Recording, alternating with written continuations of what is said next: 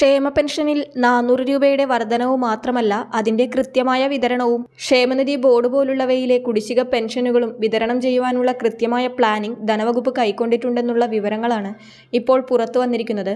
സർക്കാർ പ്രഖ്യാപിച്ച ആനുകൂല്യങ്ങൾ നൽകുവാൻ 10,000 കോടിയോളം രൂപ അധികം വേണ്ടിവരുമെന്നും അതിനുള്ള വഴികൾ സർക്കാർ കണ്ടിട്ടുണ്ടെന്നും മന്ത്രി KN ബാലഗോപാൽ വ്യക്തമാക്കി. ക്ഷേമ പെൻഷനിൽ പ്രഖ്യാപിച്ച വർധന നടപ്പാക്കാൻ മാത്രം മാസം 200 കോടിയേറെ രൂപ കൂടുതൽ വേണ്ടിവരും. ക്ഷേമ പെൻഷനിൽ ഒറ്റയടിക്ക് 400 രൂപ വർദ്ധിപ്പിക്കുവാനുള്ള തീരുമാനം സർക്കാരിന്റെ ആത്മവിശ്വാസത്തോടെയുള്ള ചുവടുവയ്പ്പിനെയാണ് സൂചിപ്പിക്കുന്നത്. ഈ സർക്കാരിന്റെ കാലയളവിൽ തന്നെ 6 മാസത്തെ പെൻഷനെങ്കിലും 2,000 രൂപ വെച്ച് വിതരണം ചെയ്യേണ്ടി വരും. നിയമസഭാ തിരഞ്ഞെടുപ്പ് അത് കഴിഞ്ഞു വരുമെന്നതിനാൽ കുടിശ്ശികയില്ലാതെ തന്നെ ഈ പെൻഷനുകൾ വിതരണം ചെയ്യുമെന്നുറപ്പാണ്. വർഷം തോറും 100 രൂപയോ മറ്റോ വർദ്ധിപ്പിക്കുന്നതായിരുന്നു മുൻരീതി. ഈ സർക്കാരിന്റെ കാലത്ത് ഇതുവരെ വർധനകളൊന്നും പ്രഖ്യാപിച്ചിരുന്നില്ല. ആ ഒരു പരാതിയും ഒറ്റയടിക്ക് 400 രൂപയുടെ വർധനയോടെ സർക്കാർ ഇപ്പോൾ മാറ്റിയിരിക്കുകയാണ്.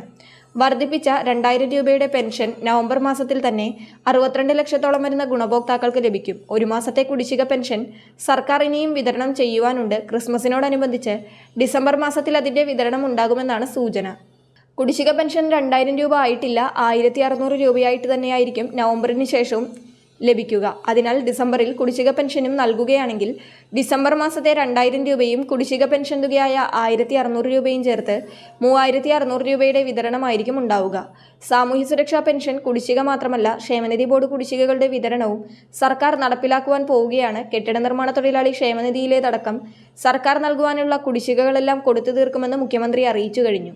നിർമ്മാണ തൊഴിലാളി ക്ഷേമനിധിയിലെ 16 മാസത്തെ കുടിശ്ശിക നൽകാൻ മാത്രം 992 കോടി രൂപയാണ് വേണ്ടത്. ഇത് കണ്ടെത്തുവാൻ വായ്പ എടുക്കുവാനാണ് സർക്കാർ ഒരുങ്ങുന്നത്.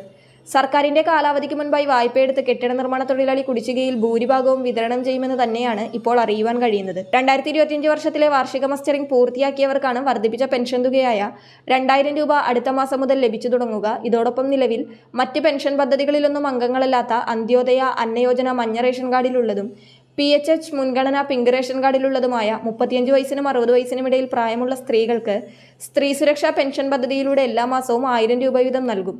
പാവപ്പെട്ട കുടുംബങ്ങളിലെ ട്രാൻസ്വുമൺ അടക്കമുള്ള സ്ത്രീകൾക്ക് ഇത് ലഭിക്കും. സംസ്ഥാനത്ത് ഇങ്ങനെ 31.34 ലക്ഷം സ്ത്രീകൾ ഉണ്ടെന്നാണ് കണക്ക്. ഇവർക്ക് എല്ലാ മാസവും 1,000 രൂപ വീതം പെൻഷൻ നൽകുന്നതിനായി 3,800 കോടി രൂപയാണ് ധനവകുപ്പ് കണക്കാക്കിയിരിക്കുന്നത്. പുതുതായി പ്രഖ്യാപിച്ച സ്ത്രീ സുരക്ഷാ പെൻഷൻ നടപ്പാക്കുക ഗുണഭോക്താക്കളെ കണ്ടെത്തിയ ശേഷമായിരിക്കും. ഇതിനായി അർഹരെ കണ്ടെത്തി പേര് രജിസ്റ്റർ ചെയ്യിക്കും. നേരത്തെ കുടുംബശ്രീയുടെ നേതൃത്വത്തിൽ നടത്തിയ സർവേയിലാണ് 31 ലക്ഷത്തോളം സ്ത്രീകൾ ഈ ഗണത്തിൽ വരുമെന്ന് കണ്ടെത്തിയത്.